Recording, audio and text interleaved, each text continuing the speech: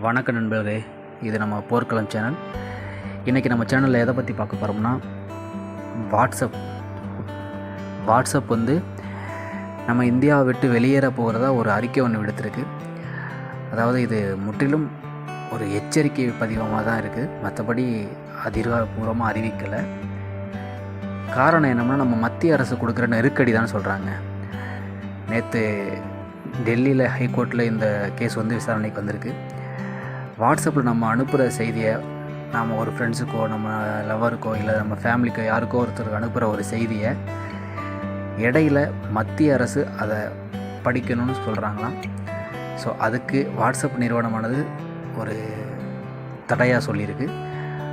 எந்த ஒரு நாட்டிலையும் இது மாதிரி ஒரு செயல் இல்லை. இந்தியாவில் இது மாதிரி நீங்கள் கேட்குறதுக்கு வாட்ஸ்அப் எந்த ஒரு நேரத்திலும் ஒத்துழைக்காது அப்படி சொல்லியிருக்காங்க. மீண்டும் எங்களை நீங்கள் வலுக்கட்டாயமாக வற்புறுத்தினால் நிச்சயம் இந்தியாவை விட்டு நாங்கள் வெளியேறிடுவோம் அப்படிங்கிற ஒரு தாட்டையும் முன் வச்சுருக்காங்க.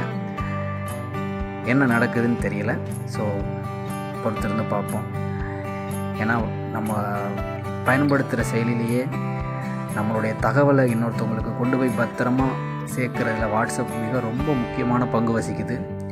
நாம் அனுப்புகிற ஒரு எஸ்எம்எஸ் இவங்களுக்கு மட்டும்தான் போய் சேரணுங்கிற ஒரு தகவலை கரெக்டான முறையில் கொண்டு போய் சேர்க்குறது வாட்ஸ்அப்பு.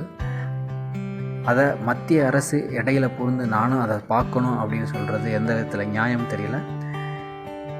இதற்கான தீர்ப்பு ஆகஸ்ட் மாதத்துக்கு மீண்டும் தள்ளி வச்சுருக்காங்க. வாட்ஸ்அப் இந்தியாவில் தொடருமா இல்லை இந்தியா விட்டு வெளியேறுமா என்பதை ஆகஸ்ட் மாதம் வெயிட் பண்ணி தான் பார்க்கணும்.